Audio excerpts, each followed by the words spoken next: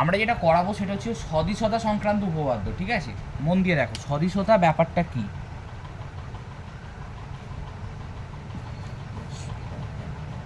সদিশটাকে বলা হয়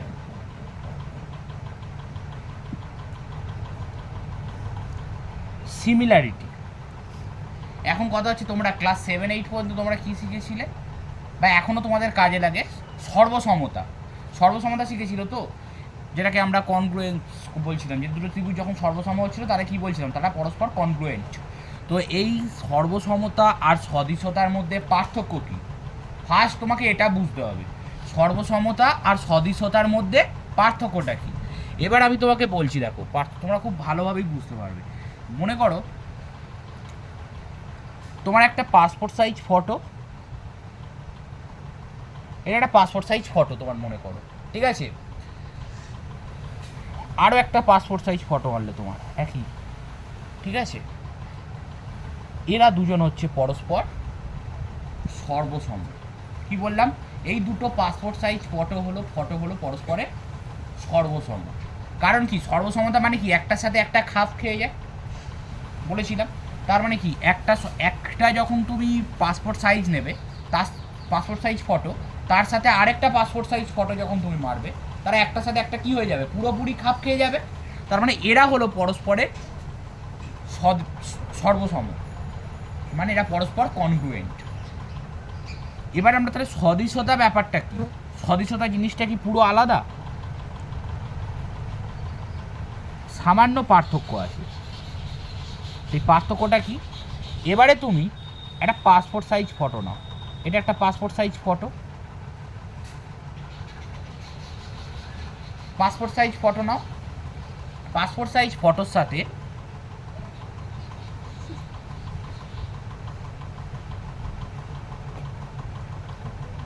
তুমি একটা বড় ফটো, যেটা মনে করো বাঁধিয়ে রাখবে। এই ফটোতে কে আছে? এই ফটোতে তুমি আছো তো, এই ফটোটাতে তুমি আছো তো, এই ফটোটাতেও কিন্তু তুমি আছো। এরা কি একটার সাথে একটা খাপ খাবে? একটার সাথে একটা খাপ খাবে না। কিন্তু জিনিসটা তো একই, সদৃশ্য মানে কি? একই রকম। তার মানে এরা দুজন পরস্পরের হচ্ছে সদৃশ্য। একটা পাসপোর্ট সাইজ ফটো, একটা অন্য যে কোনো সাইজের ফটো, এরা পরস্পর সর্বসম হবে না, কিন্তু এরা পরস্পর কি? সদৃশ্য। এখান থেকে একটা জিনিস বুঝতে পারলে, তাহলে এই পাসপোর্ট সাইজ ফটোতে তুমি ছিলে, এই পাসপোর্ট সাইজ ফটোতেও তুমি ছিলে, তাহলে এরা পরস্পরের কি হচ্ছিল? সর্বসম। সর্বসম হচ্ছিল। তাহলে এটা কি সদৃশ্য হবে? এরা কি সদৃশ্য হবে? হ্যাঁ হবে। মানে সর্বসম মানেই সে সদৃশ্য, কিন্তু সদৃশ্য মানেই যে সর্বসম হবে এমন কোনো কথা নেই। যখন পাসপোর্ট সাইজ ফটো তোমার ছিল, দুটোই তোমারই ফটো, একই রকম হলে আমি কি বলেছি? সদৃশ্য। এবার এরা সর্বসমও কেন হচ্ছিল? এরা একটার সাথে একটা খাপ খেয়ে যাচ্ছিল। যেহেতু একটার সাথে একটা খাপ খেয়ে যাচ্ছিল, সেই জন্য এদেরকে স্পেশালি আমরা কি বলছি? এরা হচ্ছে সর্বসম।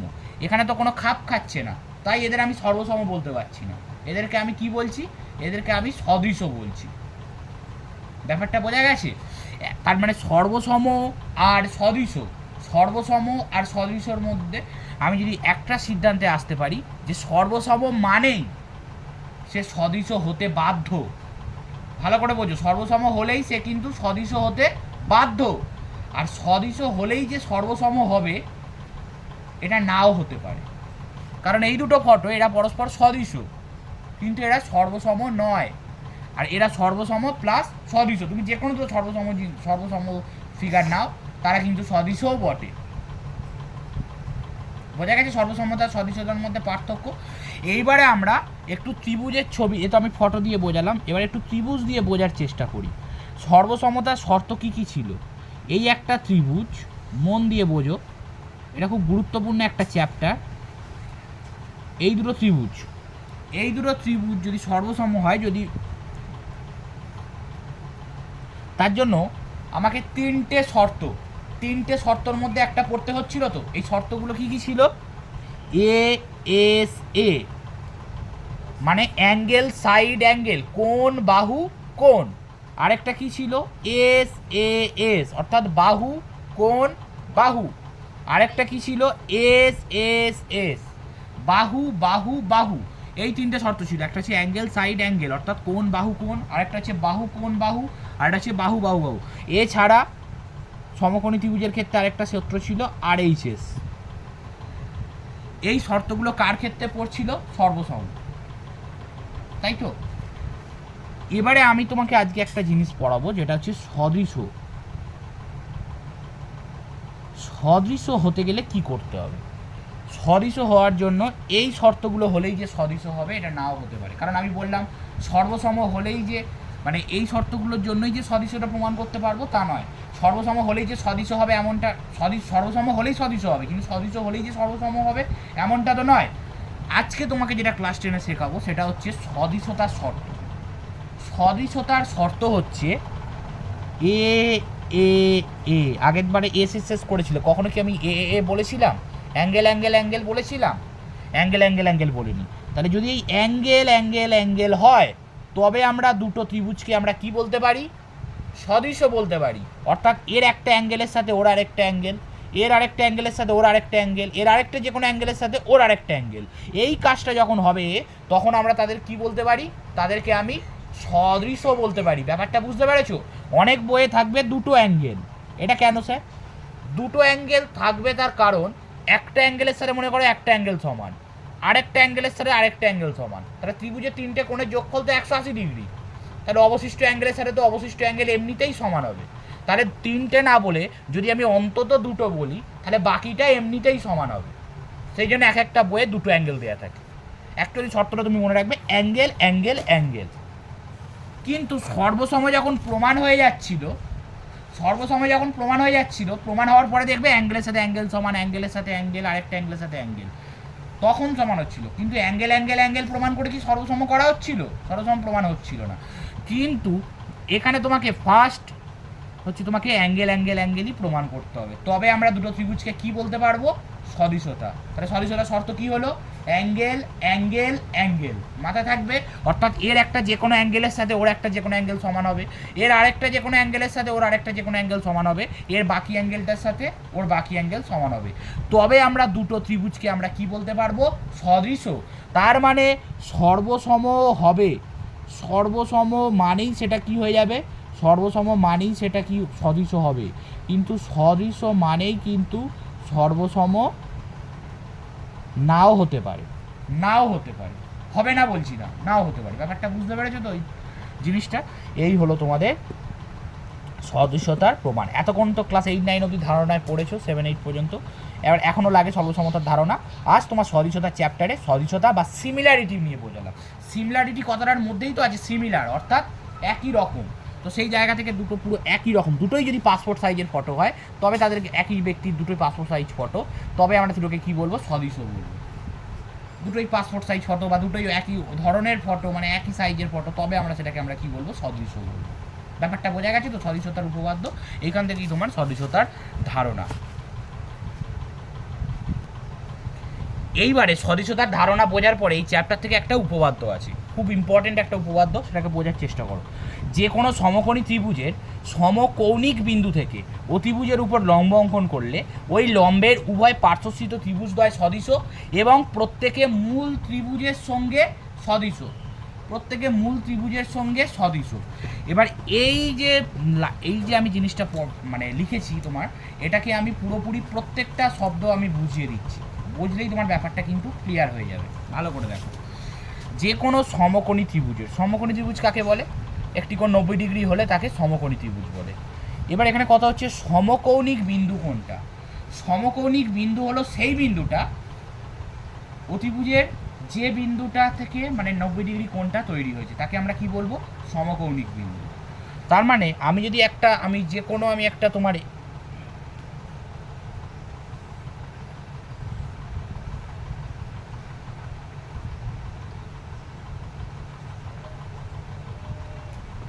আচ্ছা আগে দাঁড়াও, এটা একটা সমকোণী ত্রিভুজ এঁকেছি এ বি সি, ঠিক আছে?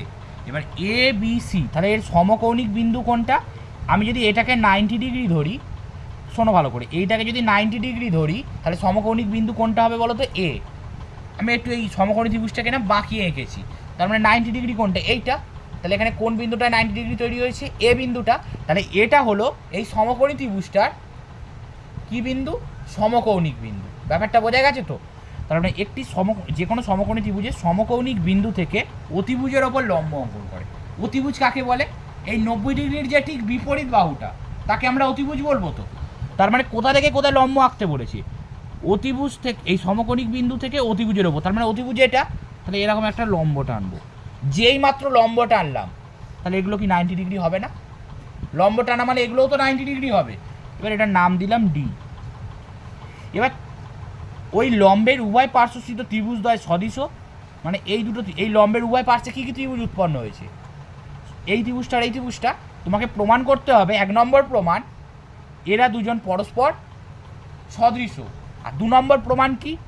প্রত্যেকে মূল ত্রিভুজের সঙ্গে সদৃশ। প্রত্যেকে মানে কি? প্রত্যেকে মানে এই ত্রিভুজটা এই গোটা ত্রিভুজের সাথে সদৃশ, আবার এই ত্রিভুজটা গোটা ত্রিভুজের সাথে সদৃশ। তাহলে আলটিমেটলি কখানা প্রমাণ করতে হবে? 3টে। এক হচ্ছে এই দুটো ত্রিভুজ পরস্পর সদৃশ, 2 নম্বর হচ্ছে এই ত্রিভুজটার সাথে গোটা ত্রিভুজটা সদৃশ, 3 নম্বর হচ্ছে এই ত্রিভুজটার সাথে গোটা ত্রিভুজটা সদৃশ। এই তো জিনিসটা প্রমাণ করতে হবে। এবারে উপপাদ্যকে 4টে স্টেপে প্রমাণ করতে হয়। আমি বারবার বলেছি, একটা হচ্ছে প্রদত্ত,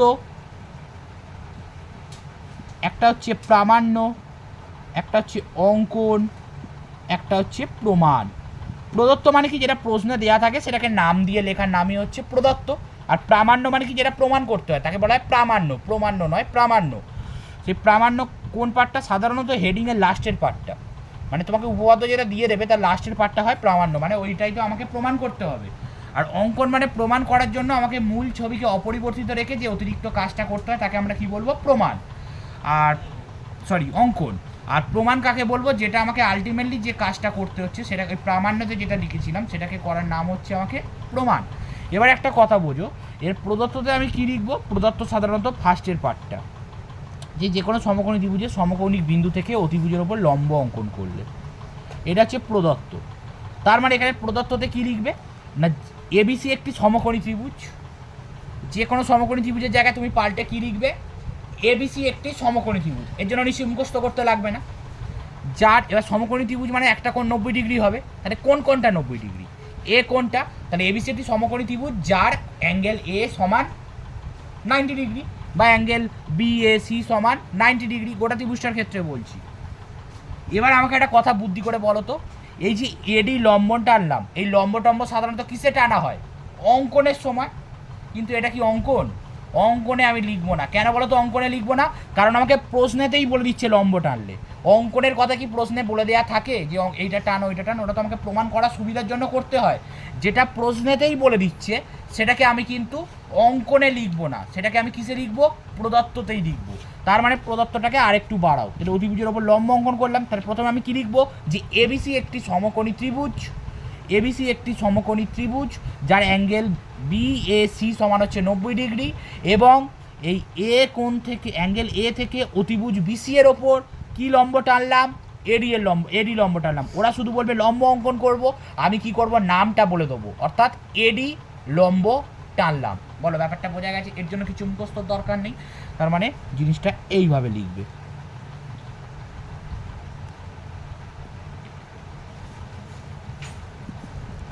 তার মানে ত্রিভুজ এ বি সি একটি সমকোণী ত্রিভুজ যার সমকৌণিক বিন্দু কোনটা? এ। সমকৌণিক বিন্দু মানে বলেছি যেখানে 90 ডিগ্রি তৈরি হয় সেটা সমকৌণিক বিন্দু। যার সমকৌণিক বিন্দুটার নাম কি? এ। সমকৌণিক বিন্দু এ থেকে কার ওপর লম্ব টানলাম? অতিভুজ। তাহলে অতিভুজটার নাম বলো? অতিভুজ বিসি। যা সমকৌণিক বিন্দু এ থেকে অতিভুজ বিসি এর ওপর লম্বটার নাম বলো এডি। এডি লম্ব টানা হলো। বোঝা গেছে? প্রদত্ত পুরো জলের মতো হয়ে গেছে। এবিসি একটা সমকোণী ত্রিভুজ যার সমকৌণিক বিন্দু এ থেকে অতিভুজ বিসি এর ওপর এডি লম্ব টানলাম। মাথায় ঢুকেছে তো গোটা ব্যাপারটা? এবারে কি আসে? প্রামাণ্য। প্রদত্তর পরে কি? প্রামাণ্য, মানে যেটাকে আমাকে প্রমাণ করতে হবে। কটা প্রমাণ করতে হবে? আমি বললাম 3খানা জিনিস প্রমাণ করতে হবে।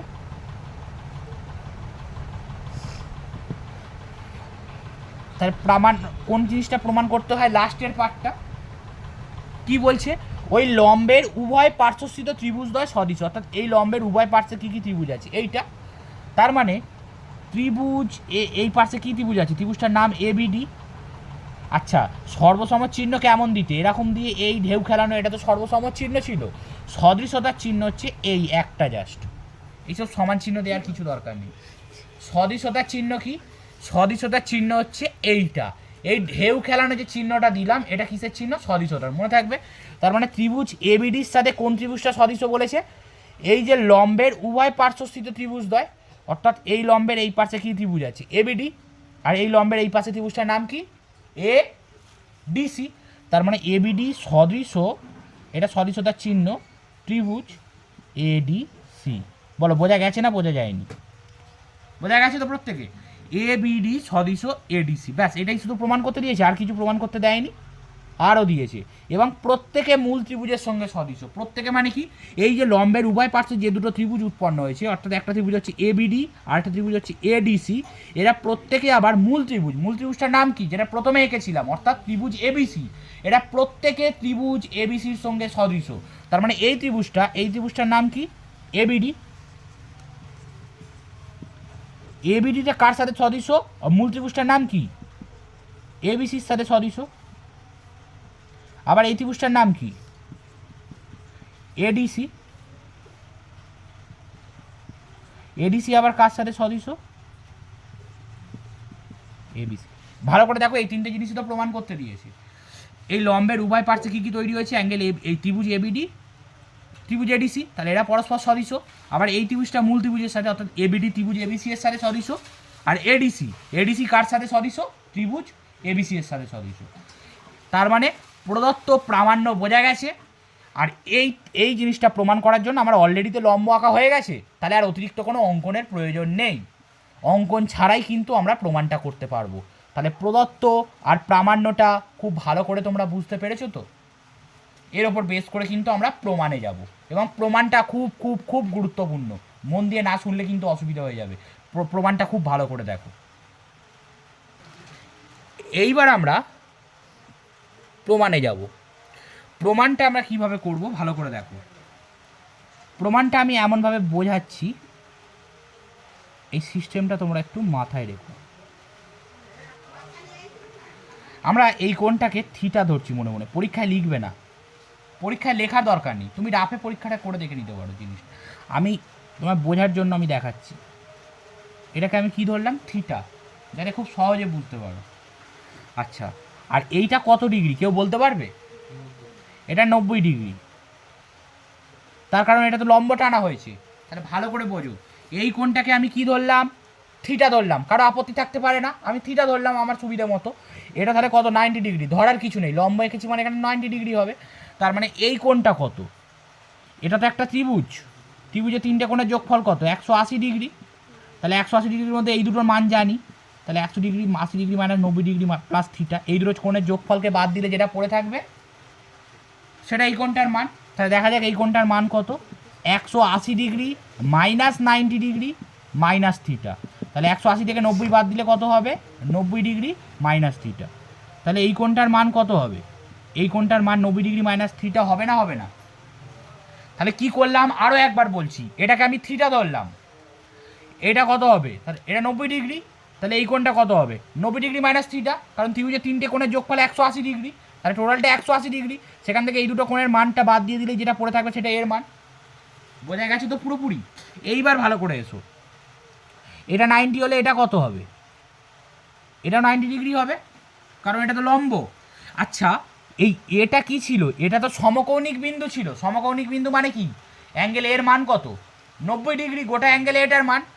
তার মধ্যে এইটুখানি কত? এইটুখানি 90 ডিগ্রি মাইনাস থিটা। তাহলে গোটাটা কত? দেখো তো, 90 ডিগ্রি মাইনাস থিটা, তার সাথে যদি আমি থিটা যোগ করি, তাহলে থিটা থিটা কেটে টোটাল 90 ডিগ্রি হচ্ছে।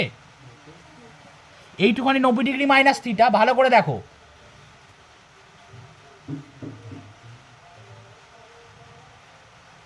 90 ডিগ্রি মাইনাস থিটা তো একটুখানি, এইটুকুনি তো 90 ডিগ্রি মাইনাস থিটা, আর গোটা কোণটা কত? গোটা কোণটা 90 ডিগ্রি। এ তো সমকৌণিক বিন্দু, আমি তো করালাম, এ তো সমকৌণিক বিন্দু, তাহলে গোটাটা 90 ডিগ্রি। তার মধ্যে এইটুখানি 90 ডিগ্রি মাইনাস থিটা, তাহলে গোটাটাকে 90 ডিগ্রি করতে গেলে এই কোণটাকে কত করতে হবে? থিটা করলেই তবে তো 90 ডিগ্রি হবে গোটাটা। বুঝতে পারছো না?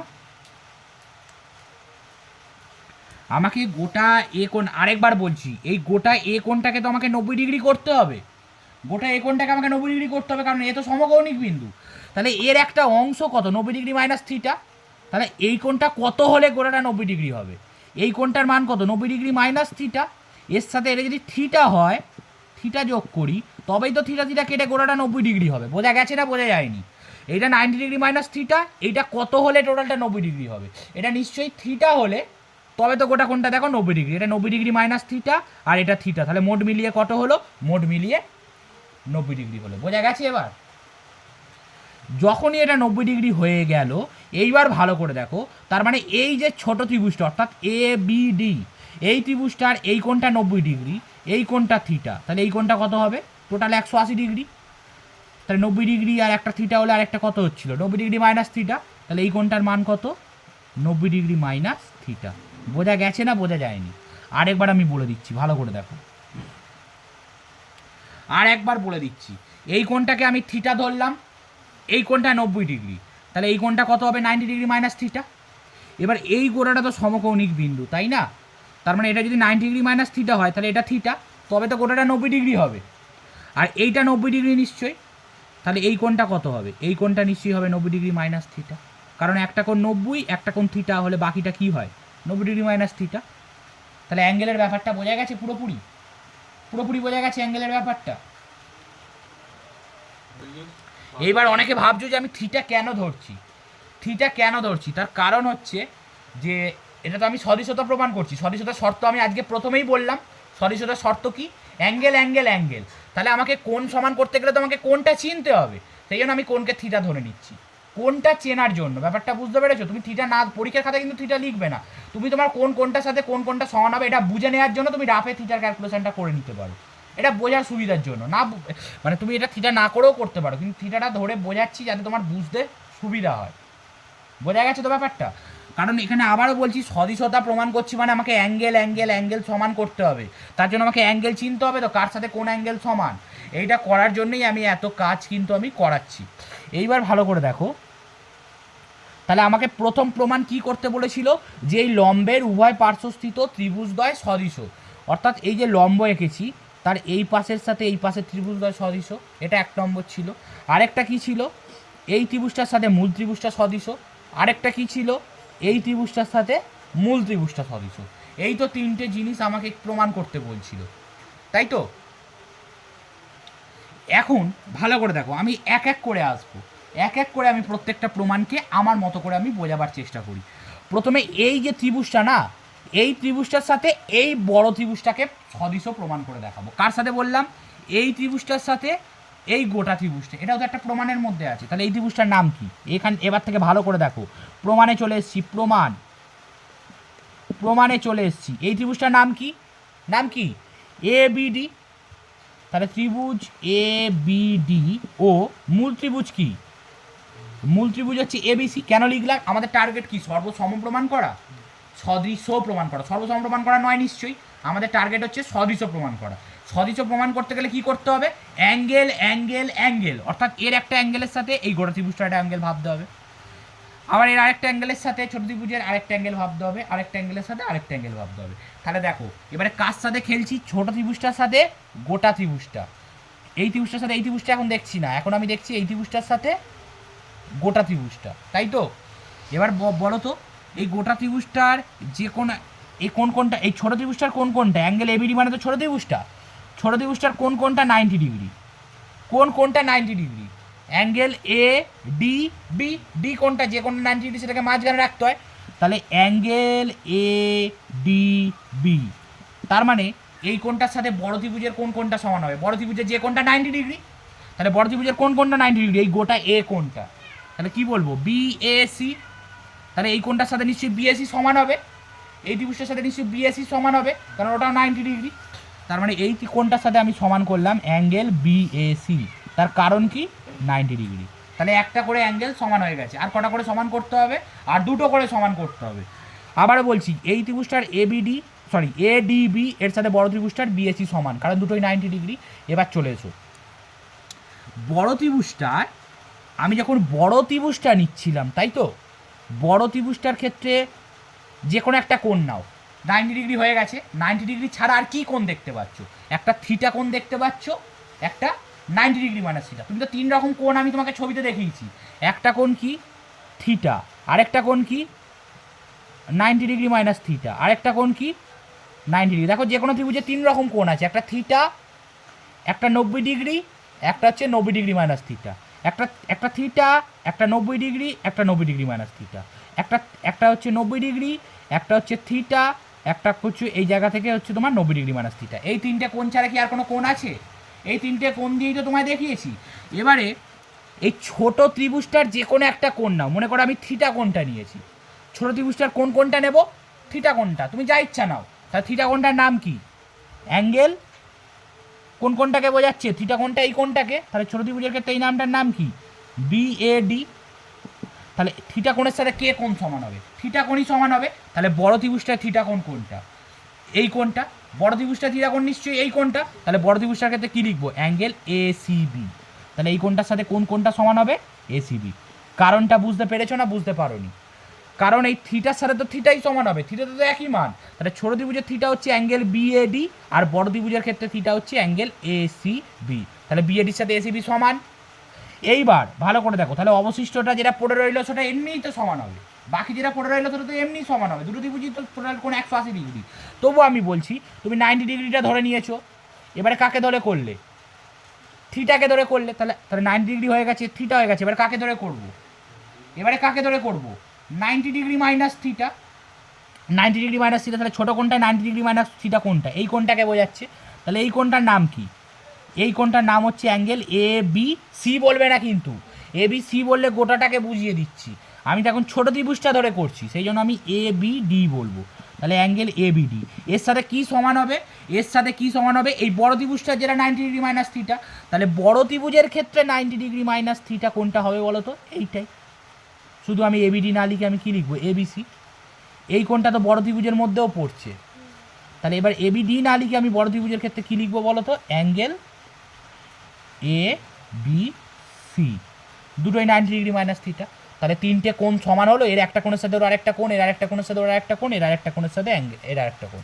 তার মানে যখনই কোণগুলো সমান হচ্ছে, তাহলে আমরা বলতে পারি অতএব ত্রিভুজ এ বি ডি সদৃশ ত্রিভুজ এবিসি।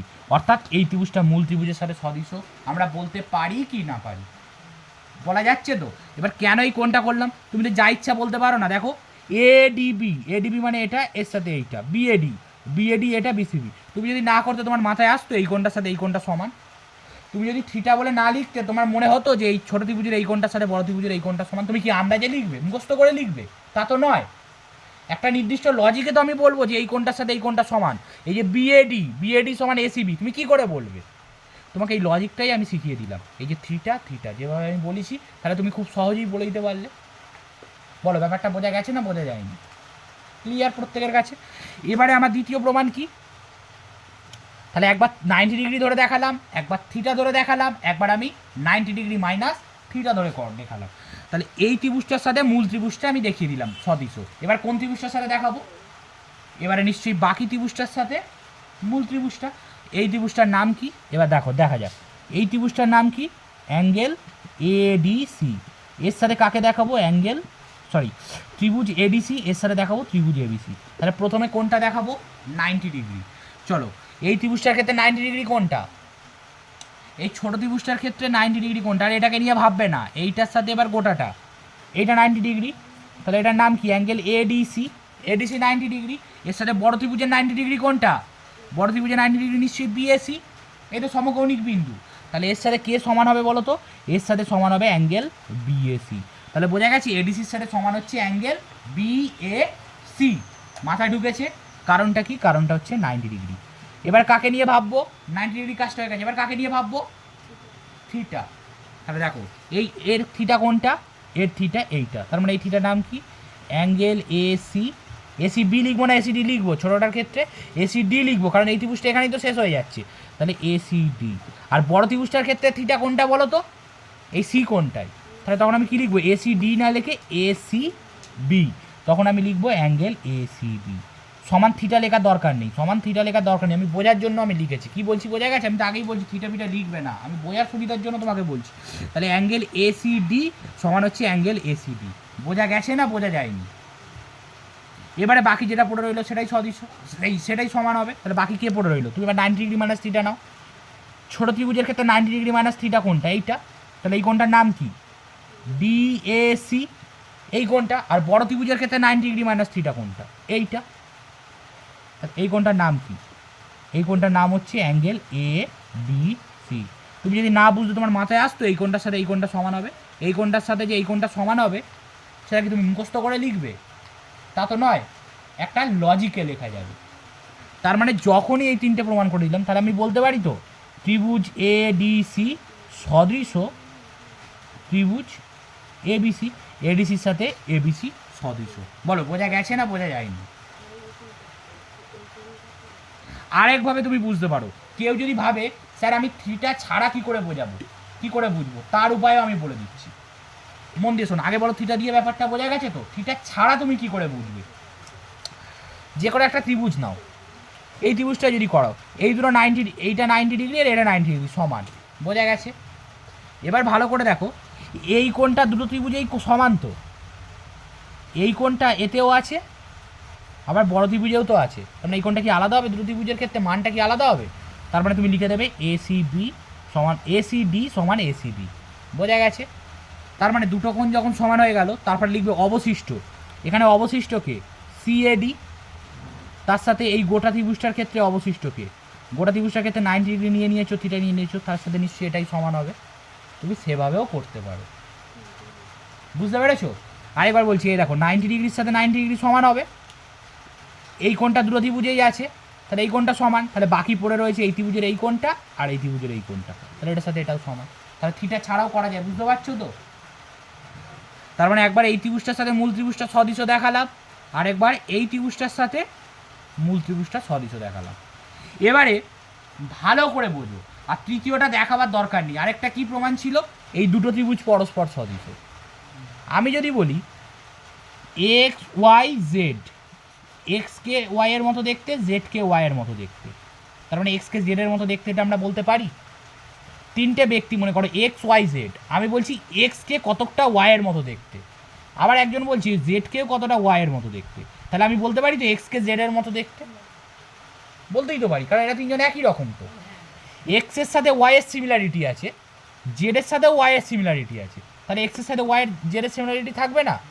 এই ব্যক্তিটাকে এর মতো দেখতে, এই ব্যক্তিটাকে আবার এর মতো দেখতে, তার মানে দুজনকেই তো ওয়াইয়ের মতো দেখতে, তার মানে এদের দুজনকে আবার এক দেখতে হবে না এক্স আর জেডকে? তার মানে আমি বলতে পারি তো, তার মানে এই ছোটো ত্রিভুজটা মূল ত্রিভুজটার সাথে সদৃশ, আবার এই ছোটো ত্রিভুজটাও মূল ত্রিভুজের সাথে সদৃশ, তার মানে আমি বলতে পারি তো এরা দুজন পরস্পর সদৃশ। তার মানে অতএব এটাও বলতে পারি এই ছোটো ত্রিভুজটা কি A B D, A B D এর সাথে আরেকটা ছোটো ত্রিভুজ কি এ ডি সি। ছোটো ত্রিভুজ বলছি মানে যেটা লম্বের উভয় পার্শ্বে যেটা যে দুটো ত্রিভুজ তৈরি হয়েছে সেই ত্রিভুজ দুটোর কথা বলছি। তাহলে এ বি ডি আরেকটা হচ্ছে এ ডি সি, এরা তাহলে পরস্পর সদৃশ। দেখো তিনটেই প্রমাণিত হয়েছে, প্রত্যেকের কাছে বোঝা গেছে, প্রত্যেকে বুঝতে পেরেছো নিশ্চয়ই উপপাদ্যটা? পুরো ডিটেলসে বললাম, থিটা দিয়ে না ধরেও করা যায়, যে কোনটা সমান সেটা সমান লিখে দেবে, 90 ডিগ্রিটা সমান 90 ডিগ্রিটা লিখে দেবে, আর অবশিষ্ট যেটা আছে সেটা সমান লিখে দেবে। আমি দুভাবেই বোঝালাম, গোটা আলোচনাটা যে শুনবে তার কাছে মাথায় পুরো এঁটে বসে থাকবে পুরো উপপাদ্যটা।